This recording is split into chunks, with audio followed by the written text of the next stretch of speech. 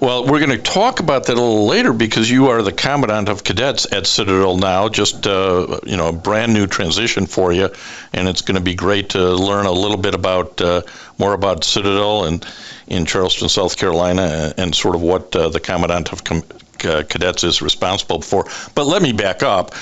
Sure. You spent 30 years in the Marine Corps, a lot of it in Tank Battalion with service in all the major hotspots over the last 30 years. Tell us a little bit about those experiences.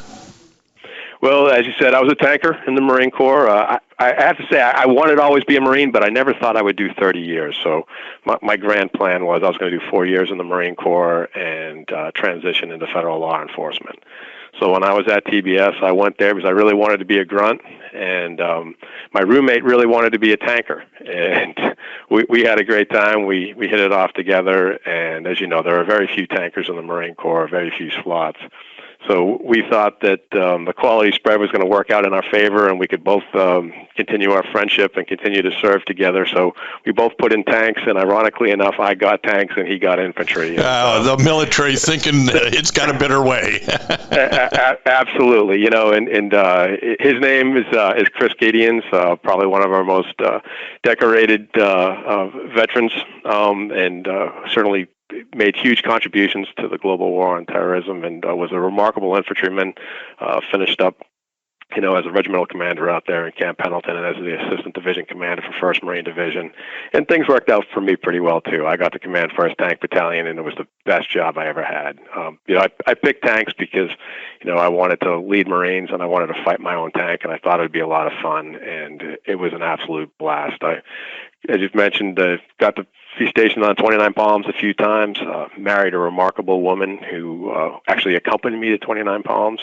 It's a tough place to bring a brand new bride, especially from Charleston, South Carolina, and an even tougher place to have middle schoolers when we came back as a battalion commander. But no better place to command, no better place to train, no better place to lead Marines.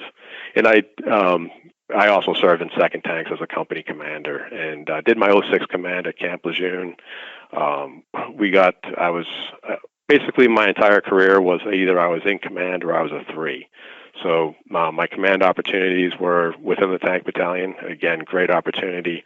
And then my time as an operations officer, I was spent a lot of time over in Japan, Okinawa. So I was the current operations officer for 3rd MEF and the G3 for 3rd Marine Expeditionary Brigade, and ended up in a lot of time in the Middle East. So I was the MARCENT, the Marine component, the Central Commands. I was their G3, the Director of Operations.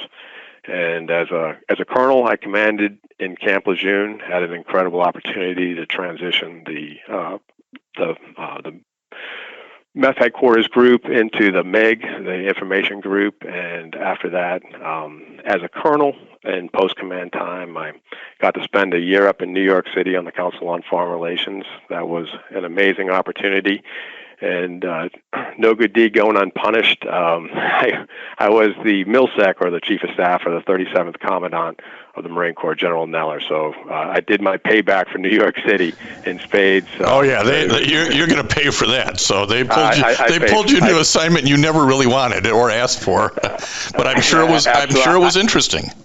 I never interviewed for the job, never asked for the job, but I couldn't imagine anything more professionally rewarding than being able to serve in that capacity.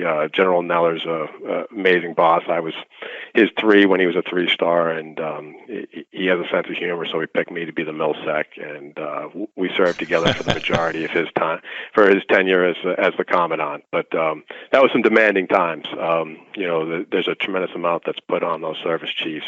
You couldn't believe how hard they work, and General Neller's the hardest working man I know. Tough boss, but nobody cares more than General Neller. Well, and then you had an assignment that sort of relates to what you're doing a little bit today, maybe, where in July of 2019, you assumed the duties as the director of the Marine Corps Command and Staff College. Again, a long way from Boston, Massachusetts, and what you thought you were going to do, isn't it? It was actually, God has a plan, right? So after my time with General Neller, he retired on June 11th of 2019, and I was done at that point. It was that was an extremely demanding billet, but the Marine Corps asked that I consider hanging around for those final 2 years as the director of the Command and Staff College. That took me about, between 5 and 6 seconds to say yes, because I couldn't imagine a better last lap in the Marine Corps than to work with and being able to train, coach, and mentor the future battalion and squadron commanders of the Joint Force. So Candace and I moved from the D.C. area. We were a couple of blocks from the Pentagon when I was the MILSEC, but we moved down to Quantico, Virginia. They gave me a general officer house, just proving that I hadn't found the limit to the Marine Corps sense of humor, but I was pretty damn close. But we got to work with some absolutely amazing civilian and military faculty, and it really set me up for success being able to make this transition to this job. Right, and the other, sort of full loop thing is, I'll go back to your original comment which I let pass, but now I can't.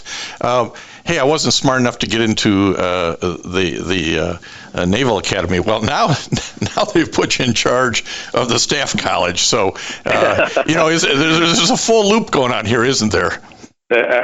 Absolutely, and listen to this full episode and more on the Apple Podcasts app, Blog Talk Radio, Google Podcasts, or iHeartRadio. And now streaming on Amazon Music, Audible, and Spotify.